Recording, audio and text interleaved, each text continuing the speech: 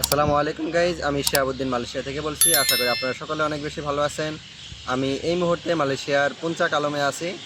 আর এখন মালয়েশিয়ায় সন্ধ্যা 7:30। তো আমি এখন যে জায়গাটা আছি আপনাদেরকে আমি এটা দেখানোর চেষ্টা করব। সকলে আমার ভিডিওটি প্রথম থেকে শেষ পর্যন্ত দেখবেন এবং আমার পেজটি অবশ্যই ফলো দিয়ে দিবেন এবং আমার ইউটিউব চ্যানেলটি সাবস্ক্রাইব করে দিবেন। তো গাইস, এটা হলো যে মালয়েশিয়া পুঞ্চাক আলম। আমরা এখন আছি একটা ফার্নিচার শোরুমের সামনে। এখন আমরা বসে আছি। আমাদের সামনে আছে রাজীব ভাই এবং আমার সামনে আছে মঈনুদ্দিন ভাই। তারপরে আছে আমাদের উসমান ভাই। উসমান ভাই, এদিকে তাকান। আমাদের এই ভাই কিন্তু দীর্ঘ প্রায় 20 বছর যাবৎ মালয়েশিয়ায় কাজ করতেছে।